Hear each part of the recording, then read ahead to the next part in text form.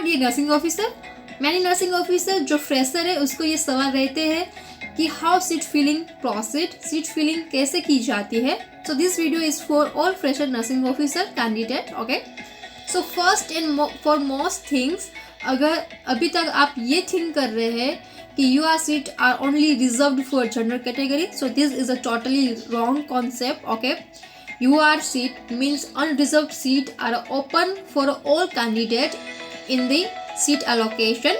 First, UR seat are filled up by not only the UR candidate but it open for all candidate according to their rank and eligibility. Okay, so सबसे पहले तो general seat भरी जाएगी. ठीक है, look I give example. General की total around 1738 seat है around. Okay, without including the PWBD seats. तो पहले ये 1738 सीट भरी जाएगी. ठीक है, and if I am not wrong that in AIIMS not set first rank holder candidate belong to OBC NCL caste और male candidate. Okay, so if he not get any special benefits of a OBC category like age relaxation, मतलब कि वो general criteria fulfil कर रहे हैं, उसने कोई age relaxation का बेनिफिट नहीं लिया है, तो ही और C is eligible to appointed the general seat.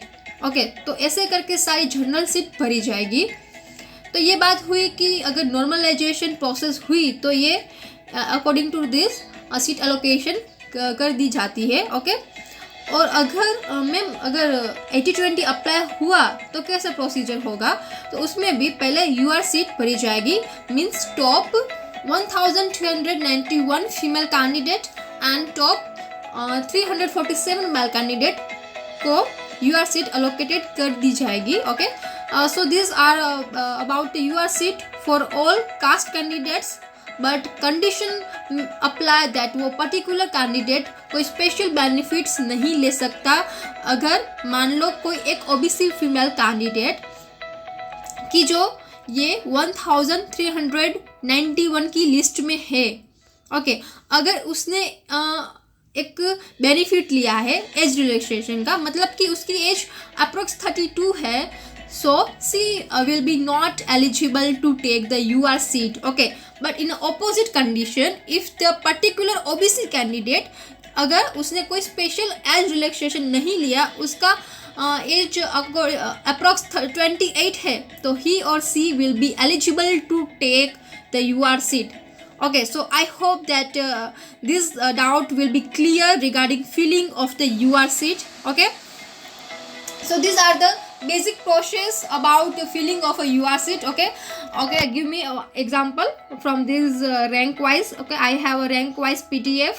Okay, so here the first rank holder is OBC NCL male candidate. Okay, so अगर normalization हुआ, 80-20 अप्लाई नहीं हुआ, और अगर ये पर्टिकुलर कैंडिडेट है, उसने कोई एज रिलैक्सेशन का बेनिफिट नहीं लिया है, उसकी एज अंडर 30 है, तो उसको जनरल की फर्स्ट सीट मिल जाएगी. ओके, समझ सकते हो ना आप मैं क्या कहना चाहती हूँ.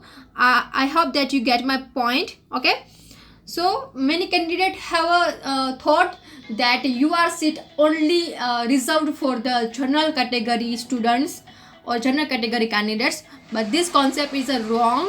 Okay, under reserved seat or unreserved seat are open for all caste candidates. Okay, according to their rank and eligibility, but condition apply that he or she not be get any special benefit like age relaxations or any other benefits. Okay, so this is the process about the filling of a unreserved seat. Okay, तो ये बात हुई कि unreserved seat कैसे fill की जाएगी. Okay, and on other side जो reserved seat है, तो उसमें क्या होगा. सो रिजर्व सीट में reserve seat will be fill करने की, तो उसमें भी रिजर्व्ड कास्ट कैंडिडेट की जो ओपन में सीट मिल गई है, उसके बाद वाले जो कैंडिडेट है तो उसको उसके according their not set rank and reserve seat भरी जाएगी. ओके, सो इसमें one biggest disadvantages for the UR candidate that once whole UR seat are filled, they are not eligible to get a benefit to take the general seat. Okay, so these are the biggest loss of a unreserved candidate. Okay, so I hope that you get my point and you get a basic idea about the seat allocation procedure. And if you have still doubt about the filling of unreserved category seats and other seats, then feel free to ask. I'm here to help you. Okay, और not set AIIMS के regarding कोई भी update और notification आती है तो हम आपको अपडेट करते रहेंगे. Thank you for watching.